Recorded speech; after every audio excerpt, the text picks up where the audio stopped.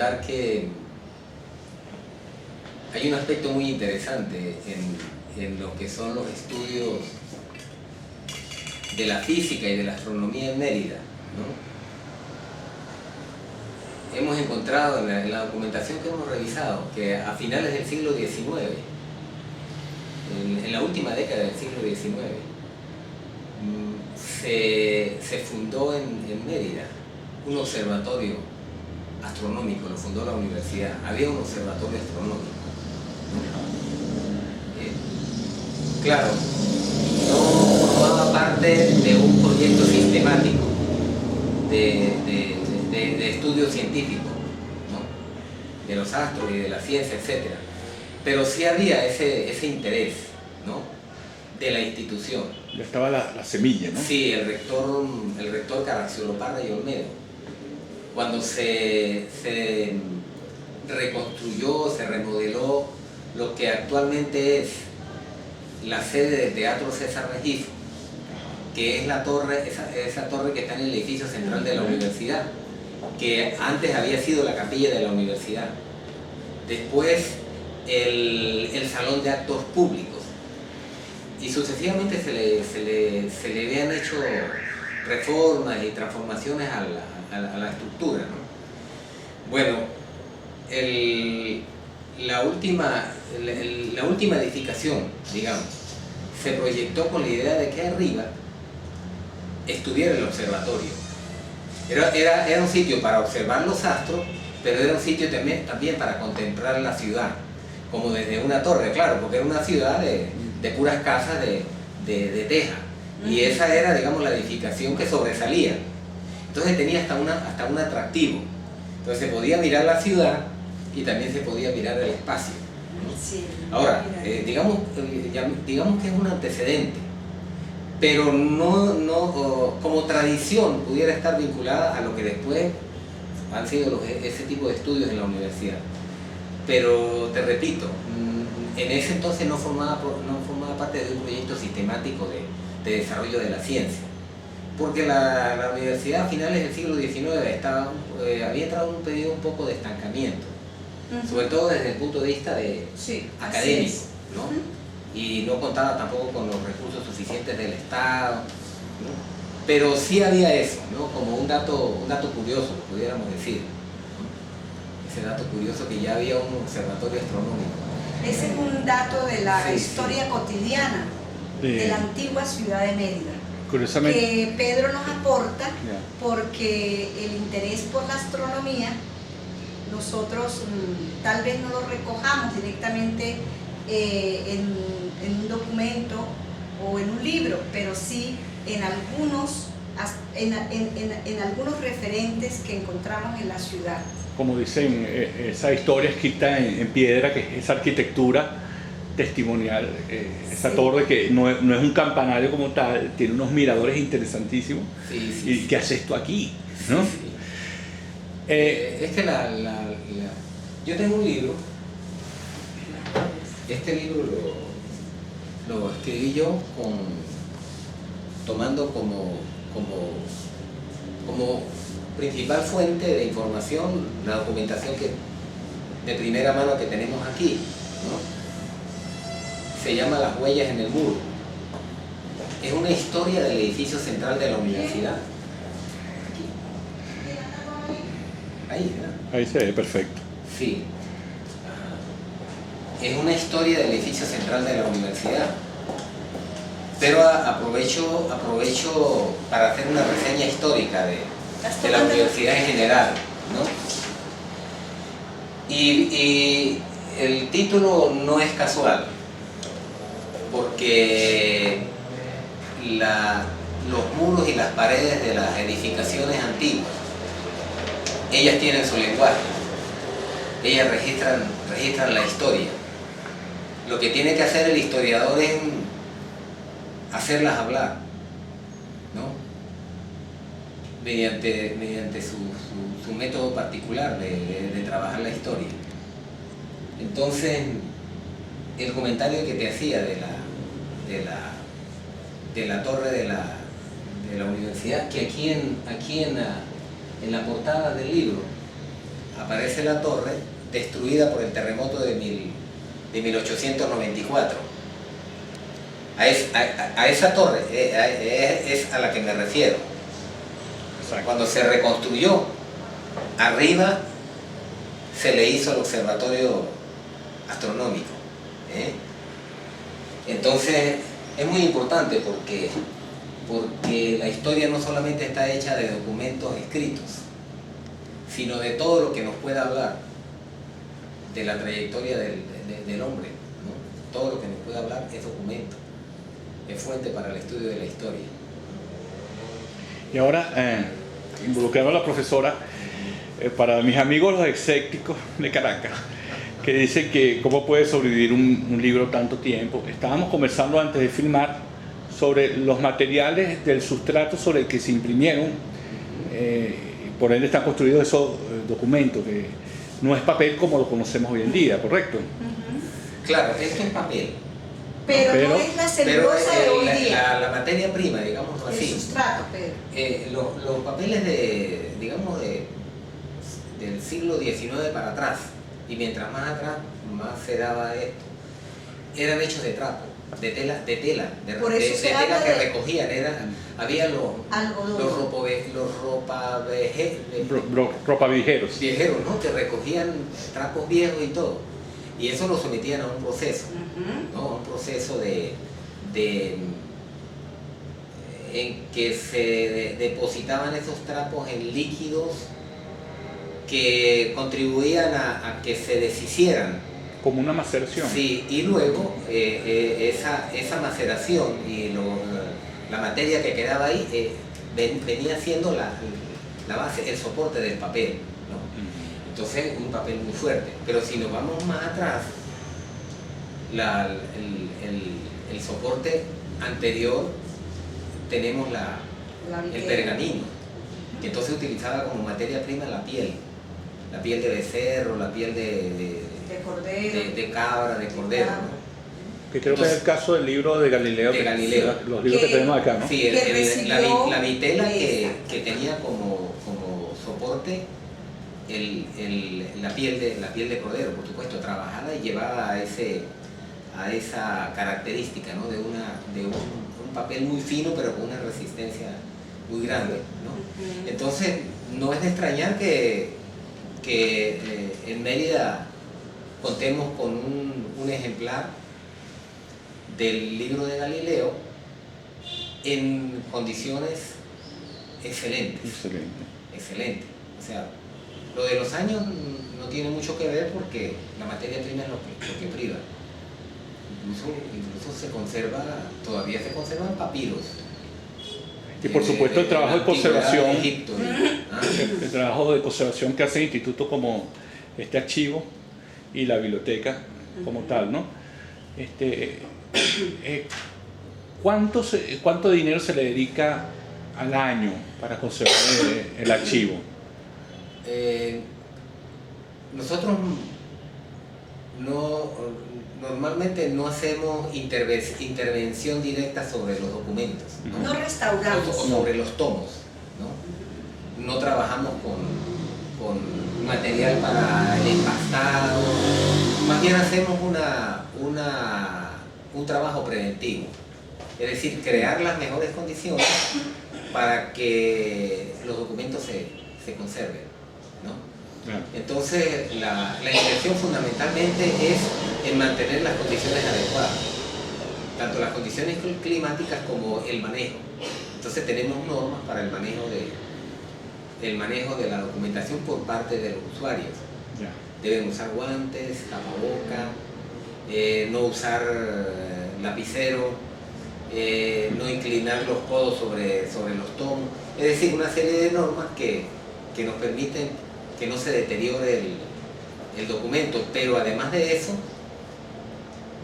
la digitalización de los documentos, que ya es un recurso, digamos, muy actual, permite que el usuario utilice el recurso digital y no manipule directamente al documento original. Entonces eso permite que se conserve.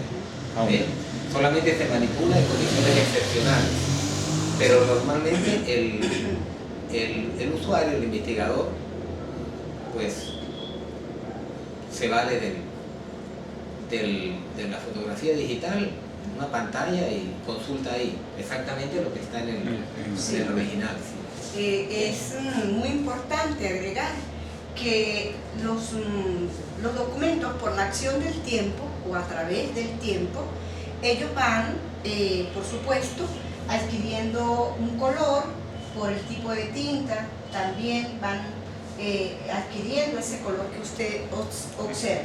No obstante, las tintas sobre el papel con base de algodón no han, en este caso, no han perforado lo que es el soporte. Algunos documentos usted va a otros archivos y probablemente encuentre documentos, sus folios perforados o otros atacados por los insectos, ¿no? Los pececillos de plata pueden ser atacados incluso por la polilla. Esas son situaciones que debe atender el archivero especialista en conservación. La mejor restauración es la que no se hace. Por lo tanto, para nosotros restaurar, para nosotros manipular un documento, para que el archivero pueda inclusive darle acceso directo a un investigador a un documento, tiene que previamente saber en qué condiciones físicas se encuentra el documento, la importancia, su valor histórico y qué es, en definitiva, lo que en este caso el investigador desea conocer.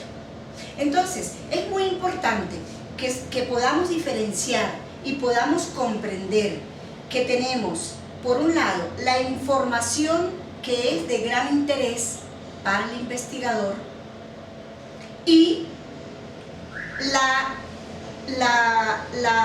forma, el estado físico que ese documento, esa información adquiere y que requiere de un tratamiento especializado, por cuanto estamos procurando que pueda en el tiempo sobrevivir a pesar de los siglos. Entonces, el investigador debe comprender que para manipular un documento debe atender a los protocolos o normas que haya establecido la institución, pero que tienen que ver directamente con un diagnóstico que se le hace a los documentos. Los documentos, no hay duda, que no pueden estar escondidos, sino si el documento no presta, en primer lugar, el servicio de conservar la memoria a través de la investigación, a través de la difusión de esa investigación, pues el documento no existe. Por lo tanto, para que el documento exista, tiene que, en primer lugar, ser conocido y a su vez ser percibido. Se tiene que percibir el documento y, por supuesto, para trabajarlo, para hacer el trabajo de investigación. Entonces, cada archivo, cada biblioteca, cada centro de información establece sus normas, establece sus protocolos y dentro de esos protocolos debe comunicarle a los investigadores la importancia que tiene de cumplirlos, sin eso querer decir que no tenga el acceso el investigador. El acceso al documento es lo que justifica la existencia de los servicios de consulta, pero también justifica la existencia de un archivo el trabajo de preservación y de conservación documental en función de conservar los soportes físicos de la información. Entonces, son dos tareas muy importantes que cumplimos y a las que se les tiene que hacer una inversión. Esa inversión desde los recursos o herramientas de las nuevas tecnologías de la información y de la comunicación requieren de una inversión, por cuanto se debe digitalizar, se deben observar los controles de calidad y se debe hacer la divulgación en las plataformas que conocemos electrónicas. Eso requiere de una inversión, si lo vemos desde ese punto de vista de la divulgación. Si lo vemos desde el punto de vista de la conservación y de la preservación, también requiere de inversión. Inversión de tiempo, inversión de formación del archivero, que debe tener una conciencia conservacionista y que debe entender la importancia de la preservación del documento a través del tiempo. Inversión en programas específicos para su conservación o para los protocolos que exigen en un momento determinado que ese documento sea observado, sea conocido. De modo que es importante destacar que en materia archivística, los archivos en Venezuela estamos llamados a invertir en la formación del personal que debe dedicarse a la conservación y la preservación, pero también en el personal que debe estar preparado para divulgar a través de las plataformas electrónicas y digitales de la tecnología moderna toda la información histórica posible, por cuanto es lo que justifica que existamos en este mundo de la sociedad de la información. Mira, yo no sé por qué yo agarré esto, pero quiero mostrar el boletín del archivo histórico. Mira, te quiero obsequiar este libro. ¡Ay, qué maravilla! Ah, oye, bueno, Pero si tienes un... yo debería tener, yo metí unos lápices esta mañana. Hazle una toma al boletín, sí. Solo para agregar. Sí, invitar a los investigadores. ¿Cómo te llamas tú? Alfredo Castillo. Mira, Alfredo, invitar a los investigadores. Ajá, colóquelo más Acá. ahí. Ajá. Y suela un poquito más hacia su mentón. Ajá, ahí, perfecto. Sí, exacto. Así. Ahora yo lo busco. Ok. Boletín del Archivo Histórico. Sí. ¿Eso lo publica? El Archivo Histórico de la Universidad de los Andes a través de la Secretaría de nuestra universidad y el Consejo de Desarrollo Científico, Humanístico, Tecnológico y de las Artes de la Universidad de los Andes. ¿Y se distribuye a través de? Se distribuye a través de nuestro sistema de distribución propio del archivo y del sistema de canje establecido con las instituciones educativas y centros de información. O sea, a través del sistema de bibliotecas nacionales y universitarias. Sí. De modo que además es un boletín indizado, arbitrado. Cuenta con 3 índices, 2 nacionales y uno internacional. Es arbitrado e invitamos a los investigadores a escribir en este boletín que nos permite, en el caso de la Universidad de los Andes, en Mérida y los Andes, pues tener información sobre las investigaciones que se realizan con fuentes primarias documentales que reposan en el archivo histórico y en otros archivos de la región.